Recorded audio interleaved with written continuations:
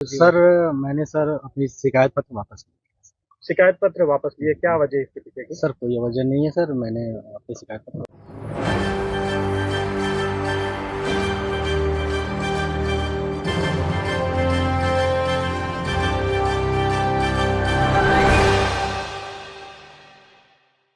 नमस्कार, एसपी9 न्यूज में आपका स्वागत है। मैं नाज़मीन खान। एसडीएम ज्योति मौर्य पर लगे कई आरोप यहां पर एक तरीके से धरे के धरे रह जाते हैं जब आलोक मौर्य अपनी शिकायत वापस ले लेते हैं।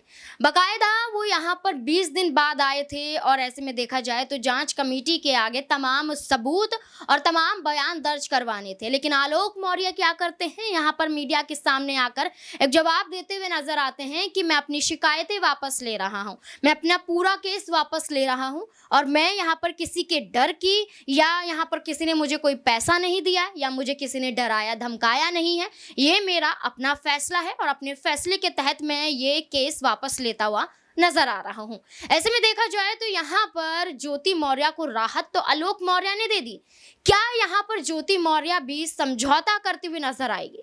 जो समझौते की बात अभी तक आलोक मौर्य द्वारा ही की गई। आलोक मौर्य यहाँ तक कहने के लिए तैयार हो गए थे कि वो अपने 2 बच्चों के लिए समझौता करने के लिए भी तैयार हैं। बस यहाँ पर एक तरीके से मैं जो लड़ाई लड़ रहा हूँ मुझे उसमें इंसाफ मिलना चाहिए। लेकिन यहाँ पर ज्योति मौर्य ने एक नया कदम उठाया और दिल्ली हाई कोर्ट में यहाँ पर दहेज के आरोप लगा दिए। दहेज के आरोप लगाते हुए यहाँ पर आलोक मौर्य को फंसाने की कोशिश की और ये साबित करने पर तुली रही कि अब आलोक मौर्य को गिरफ्तार करना चाहिए। आलोक मौर्य ने मुझसे दहेज मांगा और मेरे ससुराल वालों ने कई ऐसी डिमांड की जो मेरे परिवार वाले पूरा नहीं कर पा रहे थे। अब ऐसे में देखा जाए तो ये 2 मामले थे। एक तरफ तो यहाँ पर दहेज का आरोप आलोक मौर्य के परिवार पर और आलोक मौर्य पर लगाया गया ज्योति मौर्य द्वारा दिल्ली हाई कोर्ट में, और दूसरी तरफ आलोक मौर्य ने यूपी की ही कोर्ट में यहाँ पर एक मुकदमा दर्ज करवाया कि ज्योति मौर्य ने मुझ पर हत्या की साजिश रची। देखा जाए तो यहाँ पर मनीष दुबे के साथ मिलकर वो हत्या की साजिश रचते हुए नजर आ रहे थे। ऐसा दावा यहाँ पर आलोक मौर्य करते हुए नजर आए थे। क्या कहा था उस वक्त उन्होंने, देखिए जरा। क्या मामला है? आप कह रहे हैं कि जिस लड़की को आपने पढ़ा लिखा कर एसडीएम बनाया वो आपकी जान की प्यासी हो रही, क्या पूरा मामला? सर इसका सर मेन कारण सर है मनीष दुबे के साथ उनका अवैध संबंध सर, जिसकी जानकारी सर हमें करीब साल भर पहले हुई, लेकिन सर उन्होंने कहा कि दोस्ती है। खैर सर हमारी पत्नी सर एसडीएम थी, उस समय इलाहाबाद प्रयागराज में सोराम तहसील में रहीं। तो मैंने कहा सर बड़े पद पे हैं, दोस्ती तो हो ही सकती सर, अधिकारियों से बात साथ बैठना उठना हो। तो मैंने सर उन्होंने मैं ये कह के टाल दिया, तो सर मैंने ध्यान नहीं दिया। सर इसकी भनक सर मुझे उसका ये जो शक था वो विश्वास सर 22 फरवरी को हुआ, जब मनीष दुबे गाजियाबाद से चलकर सर मेरे आवास एलनगंज स्थित सरकारी आवास पे आया और इनके साथ एक साथ कमरे में मैंने इनको देखा अवैध संबंध बनाते हुए। तब से सर ये मनीष दुबे और ज्योति मौर्य मेरे जान के पीछे पड़ गई हैं। कौन है? पूरी कहानी बताइए, क्या मामला है? सर 2010 में ज्योति मौर्य के साथ मेरी शादी हुई सर। मैं सर पंचायत राज विभाग में सर 2009 में सेलेक्ट हुआ प्रतापगढ़ में सर, वहीं पे नौकरी कर रहा हूँ सर। और 2010 में इनसे 19 नवंबर को मेरी शादी हुई और सर उसके बाद हमारे संबंध बहुत अच्छे रहीं। इन्होंने कहा मुझे पढ़ना है सर, मैं इनको पढ़ाने के लिए मैं इलाहाबाद लेके आया और इलाहाबाद में सर द काउंसिल कोचिंग है, वहाँ पे इलाहाबाद की सबसे अच्छी कोचिंग थी। मैंने वहाँ पे किसी तरह सर पिताजी के सहयोग से, भाइयों के सहयोग से और यहाँ तक कि मैंने अपने डीपीआरओ साहब के सहयोग से पैसा उधार लेके इनको कोचिंग कराया और सर ये मेहनत भी की सर और सक्सेस भी हुई। 2015 में ये सर एसडीएम पद पे चयन हुई, 16वीं रैंक इनकी आई। सर बहुत ही खुशी का माहौल हुआ कि हम एक छोटे पद पे रहते हुए अपनी पत्नी को इतना आगे ले गए। वो भी बहुत खुश थी, पूरा परिवार खुश था। और सर 2015 में ही मेरी सर भगवान की दया से मुझे इतनी खुशी मिली कि मेरी 2 जुड़वा बिटिया भी हुई और जिनका नाम हंसी खुशी मैंने रखा, क्योंकि उस समय खुशी का माहौल चल रहा था सर। और सर बहुत अच्छा चल रहा था। लेकिन सर 2020 में ये मनीष दुबे जो जिला कमांडेंट होमगार्ड है उसकी एंट्री होती है हम दोनों पति पत्नी के बीच में, और सर घर इतनी तबाही पे पहुंच चुका है कि घर तो टूट ही रहा है, बच्चे तो दूर हो ही रहे हैं, पत्नी दूर हो ही रही हैं सर। यहाँ तक कि मैं मुकदमा भी मेरे ऊपर हो गया है और मेरी मौत की साजिश भी रची जा रही है। क्या धमकी, आपको कोई धमकी दी उन्होंने? हाँ सर, उन्होंने फ़ोन पे सर अभी 1 हफ्ते पहले फ़ोन पे सर उन्होंने हमारे गांव के किसी लड़के से बात की, तो उसने मुझे कॉन्फ्रेंस किया। तो उन्होंने उस पर कहा कि तो जो तुम काम कर रहे हो, जो ये जांचें करा रहे हो या करा रहे हो, इसके कारण तुम्हारी जल्दी से तुम मर जाओगे। हमने कहा ठीक है आप मरवा दीजिए। तो मैं नहीं मरवा रही हूँ, जो करवा रहे हो इसके कारण मारे जाओगे। हत्या की धमकी दी है? जी सर, हत्या की। और सर उनका भाई सर सचिन मौर्य है सर, वो मेरे घर से सर रखे मेरे काफ़ी जो कुछ पैसे थे, जेवरात थे, वो सर लेके चला गया। मेरे सर उसकी वीडियो बना के भेजा कि मैं लेके जा रहा हूँ, जो करना हो कर लीजिए। और सर मुझे चैटिंग लिख के भेजा है कि आपका व्हाट्सअप सब कुछ गायब कर दूंगा, हैक कर लिया हूँ, जो सेव करना हो सेव कर लीजिए।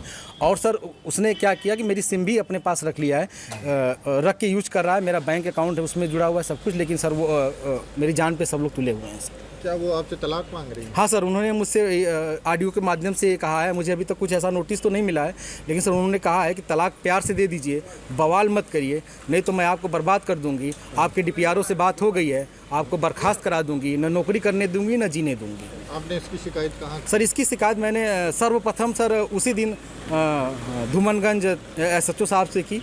उन्होंने मुझे राजरूपुर पुलिस चौकी भेजा, मैं राजरूपुर पुलिस चौकी पे आवेदन दिया, लेकिन सर कोई सुनवाई नहीं हुई।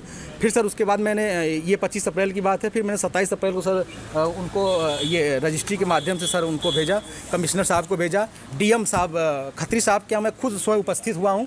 उनसे मैंने बात की कि सर आपके SDM साहब हैं, ऐसा कर रही हैं, तो उन्होंने कहा ठीक है मैं कार्रवाई करवाता हूँ। फिर मैं कमिश्नर साहब के यहाँ गया, कमिश्नर साहब को दिया, पुलिस कमिश्नर साहब के यहाँ उपस्थित हुआ, उनको दिया। फिर कहीं सुनवाई नहीं हुई तो सर मैं DGP साहब के पास गया, DGP साहब ने मेरे बात को संज्ञान में लिया, लेकिन फिर भी सर आवेदन ले लिया गया, कोई कार्रवाई नहीं हुई। उसके बाद सर मैं DG home guard BK Maurya sir के पास गया।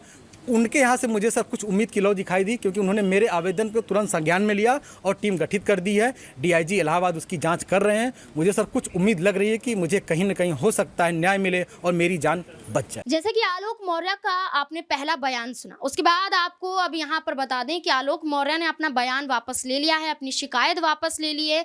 एक तरीके से ज्योति मौर्य की तरफ वो नरम हो चुके हैं, उनका रुख नरम हो चुका है, ज्योति मौर्य को राहत दे दी है। राहत देते हुए अब वो क्या कहते हुए नजर आ रहे हैं, देखिए जरा। ये आप जांच कमेटी के सामने पेश हुए, आपने तमाम जो साक्ष्य हैं वो भी देने के लिए पहुंचे थे, क्या किस तरीके के एविडेंस दिए? सर मैंने सर अपनी शिकायत पत्र वापस लिया।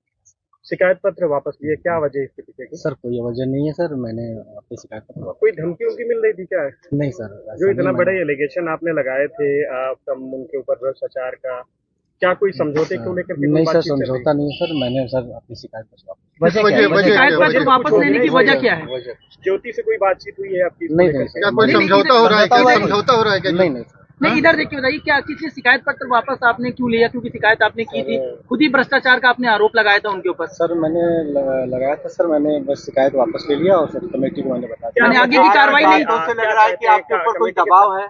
नहीं नहीं सर। क्या वो PCS अधिकारी है, इस वजह से लग रहा हो कहीं उनकी लॉबी जो है वो आपके ऊपर दबाव डाल रही हो? नहीं नहीं तो ये बताइए, अपनी शिकायत, एक मिनट, शिकायत पत्र वापस लिया है या अपनी जो शिकायत थी उससे आप? मैंने अपनी शिकायत नहीं, गलत थी आपकी शिकायत जो थी। नहीं नहीं, शिकायत सर मैंने जो था मैंने वापस सबूत नहीं थे आपके पास? आपने कहा नहीं, क्या लग रहा है कि शिकायत जो थी? क्या ये पारिवारिक न्यायालय में जो मामला है, तलाक पर आरोप लगा रहे हैं, तो सबूत नहीं बड़े एलिगेशन आपने लगाए और अब नहीं सर, मैंने सर दे दिया सर को लिख के, मैंने शिकायत अपनी वापस। बिना साक्ष्य के आपने जांच कमेटी ने क्या कुछ कहा है? जांच कमेटी ने क्या कुछ कहा है?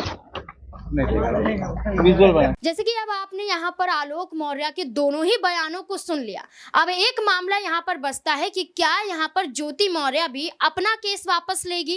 क्या दहेज के जो आरोप लगाए गए थे, तो ऐसे में क्या बड़ा समझौता होता हुआ नजर आएगा? और समझौता होना भी बहुत जरूरी है, क्योंकि यहाँ पर पति ने तो कदम उठा लिया कि मैं अपना सारा केस वापस लेता हूँ। तो ऐसे में ज्योति मौर्य के पास आलोक मौर्य की तरफ से जो भी आरोप लगाए गए थे वो कुछ नहीं बचते हैं। अब ऐसे में क्या ज्योति मौर्य भी दहेज का आरोप जो दिल्ली हाई कोर्ट में वो लड़ रही हैं ये केस, और जो आरोप लगाए जा रहे हैं, ऐसे में क्या वो वापस लेती हुई नजर आएंगे?